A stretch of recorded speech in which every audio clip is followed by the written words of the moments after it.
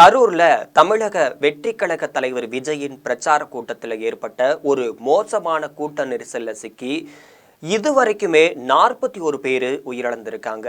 அதுல 10 குழந்தைகள் என்பது மிகவும் வேதனைக்குரிய செய்தியாக இருக்கிறது. தமிழ்நாட்டில் எந்த ஒரு கட்சி கூட்டத்திலுமே இது போன்ற உயிரிழப்பு சம்பவங்கள் ஏற்படவில்லை. தமிழ்நாட்டில் மட்டுமல்லாமல் நாட்டையே உலுக்கிய இந்த உயிரிழப்பு சம்பவங்கள் ஏற்பட காரணமாக இருந்தது என்ன என்பதை விசாரிக்க தனிநபர் விசாரணை ஆணையம் அமைக்கப்பட்டுள்ளதாக தமிழக முதல்வர் ஸ்டாலின் தெரிவிச்சிருக்காரு. அந்த வகையில் இந்தியாவில் 1954 முதல் 2025 வரை ஏற்பட்ட மிக மோசமான கூட்ட நெரிசலால் 1873 பேர் உயிரிழப்புகள் ஏற்பட்ட சம்பவங்கள் குறித்து விவரிக்கிறது இந்த செய்தி தொகுப்பு.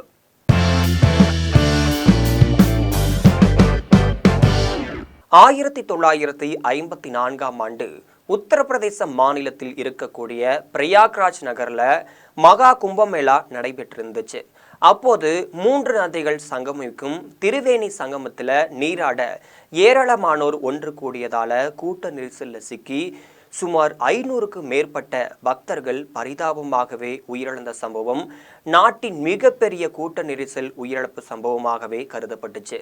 ஜனவரி 2005ஆம் ஆண்டு பௌர்ணமி தினத்தன்று மகாராஷ்டிராவில் இருக்கக்கூடிய மந்தர் தேவி கோவில்ல சாமி தரிசனம் செய்ய ஒரே நேரத்தில் ஏராளமானோர் ஒன்று கூடியதால கடுமையான கூட்ட நெரிசல் ஏற்பட்டு நெரிசல்ல சிக்கி சுமார் 340 பேரும் மூச்சு திணறலால உயிரிழந்திருந்தாங்க. ஆகஸ்ட் 2008ஆம் ஆண்டு இமாச்சல பிரதேசத்தில் பிலாஸ்பூர் மாவட்டத்தில் இருக்கக்கூடிய நைனா தேவி கோவிலுக்கு கூட்டமாக பக்தர்கள் சாமி தரிசனம் செய்வதற்காக வந்திருந்தாங்க. அப்போது நிலச்சரிவு ஏற்பட்டதாக பொய்யான தகவல் வலம் வர பக்தர்கள் பயந்து போய் ஒருவரை ஒருவர் முந்தி செல்ல முயன்ற போதுதான் கடுமையான கூட்ட நெரிசல் ஏற்பட்டதுல சுமார் 162 பேர் பரிதாபமாக உயிரிழந்திருந்தாங்க.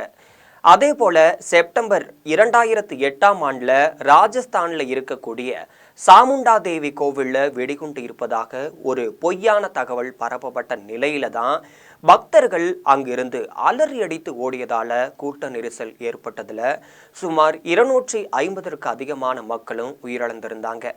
அதை அடுத்து ஜனவரி 2011ஆம் ஆண்டுல கேரளாவில் இருக்கக்கூடிய சபரிமலைக்கு சென்று கொண்டிருந்த பக்தர்கள் மீது கார் மோதியதில் ஏற்பட்ட கூட்ட நெரிசல் காரணமாக 104 பேர் பரிதாபமாக உயிரிழந்திருந்தாங்க.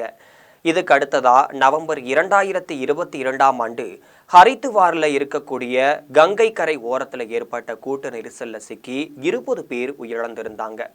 அதேபோல் நவம்பர் 2012ஆம் ஆண்டு பாட்னாவில் கங்கை கரை ஓரத்தில் நடந்த பூஜை விழாவை காண தற்காலிக தரைப்பாலமும் போடப்பட்டிருந்துச்சு. அப்போது கூட்டம் அதிகமானதாக இருந்ததால பாலம் இடிந்து விழுந்து சுமார் 20 பேர் சம்பவ இடத்திலேயே உயிரிழந்திருந்தாங்க. அதே போல ஆகஸ்ட் 13ஆம் ஆண்டு மத்திய பிரதேசத்தில் இருக்கக்கூடிய ரத்தன்கர் கோவில்ல நவராத்திரி திருவிழா நடைபெற்றிருந்துச்சு. அதுல கலந்து கொண்ட ஏராளமான பக்தர்கள் வருகை தந்திருந்தாங்க. அப்போது தற்காலிகமாக அமைக்கப்பட்டிருந்த பாலம் ஒன்று இடிந்து விழப்போகிறது என்ற ஒரு பொய்யான தகவல் காரணமாக பொதுமக்கள் அங்கிருந்து அலறி அடிச்சு ஓட்டம் பிடிச்சிருக்காங்க. அப்போது ஏற்பட்ட ஒரு கூட்ட நெரிசல்ல சிக்கிதான் சுமார் 115 பேர் உயிரிழந்திருக்காங்க. ஜூலை 2015ஆம் ஆண்டு ஆந்திர பிரதேசத்தில் இருக்கக்கூடிய கோதாவரி நதிக்கரையில புஷ்கார் விழா நடைபெற்றிருந்துச்சு. அதுல கலந்து கொள்வதற்காக ஏராளமானோர் வந்திருந்த நிலையில தான் கடுமையான ஒரு கூட்ட நெரிசலானது ஏற்பட்டு 27 பேர் உயிரிழந்திருந்தாங்க. ஆகஸ்ட் 2014ஆம் ஆண்டு பீகாரின் காந்தி மைதானத்தில் நடைபெற்ற தசரா கொண்டாட்டத்தின் போது பார்த்தீங்கன்னா ஏற்பட்ட ஒரு கடுமையான நெரிசல் காரணமா சுமார் 32 பேர் உயிரிழந்திருந்தாங்க. செப்டம்பர் 2017ஆம் ஆண்டு மும்பையில ரயில் நிலையத்தை இணைக்கும் பாலத்தில் ஏற்பட்ட கடுமையான ஒரு கூட்ட நெரிசல்ல சிக்கி 23 பேர் உயிரிழந்திருந்தாங்க. அதே போல மார்ச் 2023ஆம் ஆண்டு இந்தூர்ல இருக்கக்கூடிய கோவில் ஒன்றில் சாமி தரிசனம் செய்ய வந்திருந்த பக்தர்கள் கூட்டமாக வந்திருந்தாங்க. அப்போது அங்கு அமைக்கப்பட்டிருந்த மேற்கூரை இடிந்து விழுந்து சம்பவ இடத்திலேயே சுமார் 36 பேரும் உயிரிழந்திருந்தாங்க.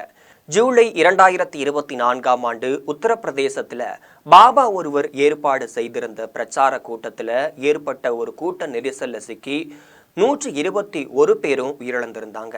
டிசம்பர் 2024ஆம் ஆண்டு அல்லு அர்ஜுனின் புஷ்பா 2 படம் பார்க்க அல்லு அர்ஜுன் தியேட்டருக்கு வந்த நிலையில அவரை பார்க்க வந்த கூட்டத்தால தள்ளுமுள்ளும் ஏற்பட்டு கூட்ட நெரிசல்ல சிக்கி சுமார் 35 பேர் உயிரிழந்திருந்தாங்க.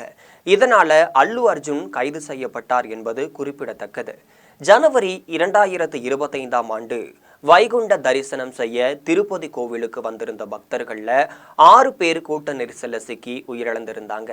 அதே போல ஜனவரி 2025ஆம் ஆண்டு பிரியாக்ராஜ் நகர்ல நிகழ்ந்த மகா கும்பமேளா விழாவுல புனித நீராட வந்திருந்த பக்தர்கள் சுமார் 30 பேர் கூட்ட நெரிசல்ல சிக்கி உயிரும் இழந்திருந்தாங்க. ஜூலை மாதம் 2025ஆம் ஆண்டுல IPL கிரிக்கெட் தொடர்ல பெங்களூரு அணி முதல்ல கோப்பையை வென்றிருந்துச்சு.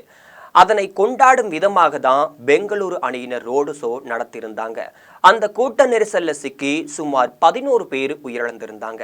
சமீபத்துல கரூர்ல விஜய் பிரச்சார கூட்டத்தில் ஏற்பட்ட மோசமான கூட்ட நெரிசல்ல சிக்கி இன்று வரைக்கும் 41 பேர் உயிரிழந்திருக்காங்க. இது தமிழ்நாட்டில் ஏற்பட்ட மோசமான கூட்ட நெரிசல் உயிரிழப்பு சம்பவமாகவே இச்சம்பவம் பார்க்கப்படுது.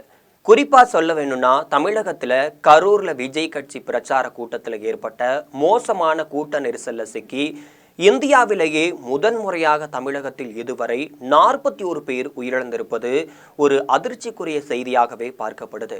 குறிப்பாக சொல்ல வேண்டுமானால் இந்தியாவில் 1954 முதல் 2025 வரை ஏற்பட்ட மிக ஒரு மோசமான கூட்ட நெரிசலால 1873 பேர் உயிரிழப்புகள் ஏற்பட்ட சம்பவங்கள் தொடர்ந்து கொண்டேதான் இருப்பதற்கு மத்திய மாநில அரசுகளால் முற்றுப்புள்ளி வைக்கப்படுமா என்பதை ஒட்டுமொத்த நாட்டு மக்களின் கோரிக்கையாகவே இருந்துட்டு வருது.